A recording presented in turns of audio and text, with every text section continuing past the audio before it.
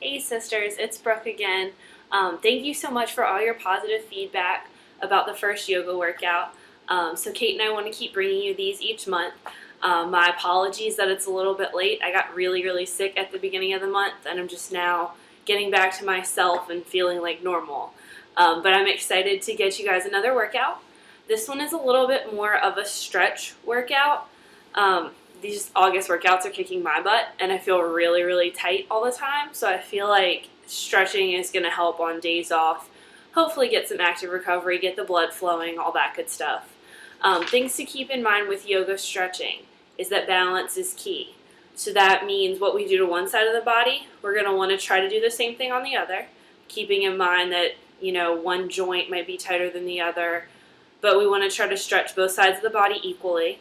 And we also want to counter our stretches. So if we stretch a muscle in the front, like if we stretch our chest, we also want to stretch the back muscles that mirror that on the back side of the body. So everything that we do here, if we do it on one side, we're going to do it on the other. If we stretch something toward the front, we're also going to stretch it toward the back. Okay, so just keep that balance in mind. Also remember, you can add in a sun salutation between each stretch if you want. I'm not going to show that. I'll show one at the beginning. But if you want your muscles to be warmer and your body to be warmer through the whole thing, you can add in sun salutations as you feel comfortable. You want to hold these stretches for 5 to 10 breaths, whatever feels good to you. Again, just listen to your body. This is meant to work out those kinks and to really help our muscles feel good after these tough workouts. So just go with what works for you. Okay, so the first thing we want to do, we want to work through our sun salutation one more time, just so that you guys are comfortable with that. So remember our sun salutation, we're trying to match one breath with one movement. We start at the top of the mat. Inhale, we bring the arms up, palms are touching overhead. And on our exhale, we're going to fold forward into a nice little forward fold. Inhale, we're going to half lift, so our torso is going to be parallel to the ground. We can rest the hands on the shins. And on the exhale, we want to step back to a plank, either on toes or on the knees. We want to sink down into our chaturanga, or we can do knees, chest, and chin. Then come into a cobra or an up dog here, getting that low back stretch. And then pushing back into our down dog. And our down dog, our body is in a V. We're reaching the hips up and back, reaching the heels toward the floor, gazing at my knees. We could also push into child's pose if downward dog is too stressful. And then from there, we can just step back up to the front of the mat and come back up to complete our sun salutation. A variation on this that we like to do to stretch. To start our sun salutation, we want to inhale, arms up. We're going to steeple the grip, so it's going to leave the index finger and the thumb out. Everything else is tucked. And we want to tilt to the left and to the right to open up those oblique muscles, especially nice if you've been doing the abs finisher. From there, we can do our swan dive forward, our half lift, and then we want to sink down and we want to tuck into a ball. If you wrap your hands around your shins and pull, you'll feel an opening along the top of your back near your shoulder blades that feels really nice. So then we just want to push up from that and come back through our sun salutation.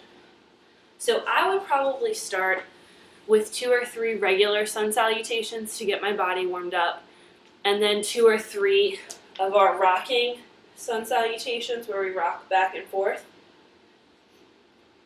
Next thing we want to go into.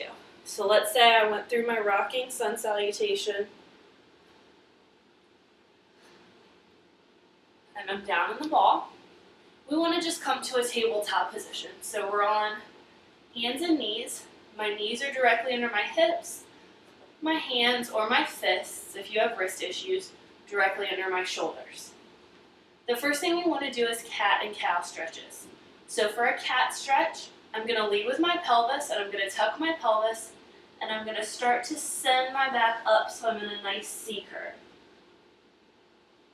For a cow stretch, my pelvis starts to tip upward. I let the belly sink and my gaze come up. Belly is dipping, back is dipping for a nice cow stretch. So we can just alternate through those at your own pace.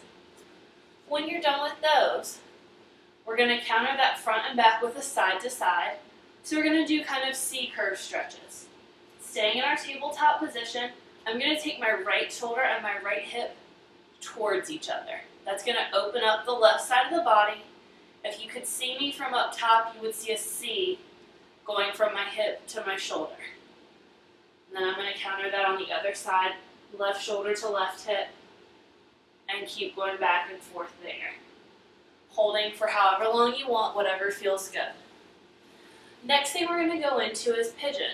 This is a really, really great hip stretch, but it can be painful if you have tight hips. So, from tabletop, I'm going to take my right knee and wiggle it toward my right wrist, bringing the shin with me. My ankle is a little bit behind my left wrist. So from the front view, here we are. We're stretching that back leg out long.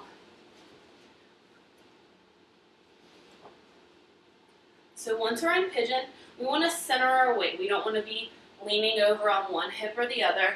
And that's okay. Your bottom is probably not going to touch the floor. That's why your hands are there for support.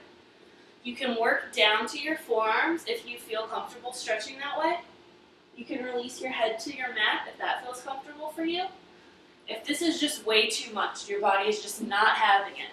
Another option, especially good if you have knee or hip issues already, is a figure 4 stretch.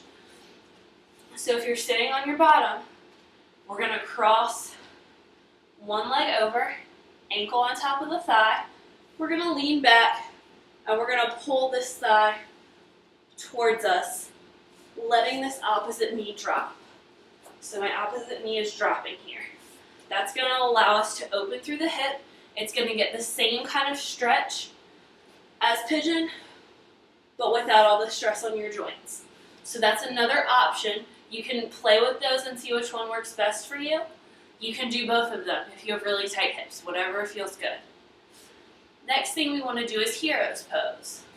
So we're going to move to our knees. We're going to find a comfortable seat on our knees.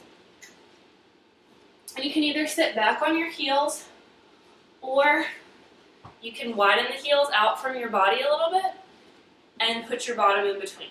Whatever is most comfortable to you. Most people find it comfortable to just sit on their heels. We want to try to keep our knees and inner thighs together if we can. From here, we're going to reach behind us. Fingertips are pointing toward our toes. And we can start to lean back. You'll feel the stretch through your quads. If you want a little more, you like that quad stretch, you can push up, which is going to engage your core. If you want more of a stretch, you can start to work down to your forearms. If you can stretch further, you can work to the crown of your head and eventually come all the way down if you'd like. And then work your way back up. Go for a solid stretch here, no pain. You don't want to feel any pain. Next thing we want to do to counter that, so we just had a pretty solid back bend. We want to counter that with bending forward. So we're going to come into child's pose. Sitting back on the heels, arms are straight out in front, bending over in front of our thighs, ears are beside the biceps.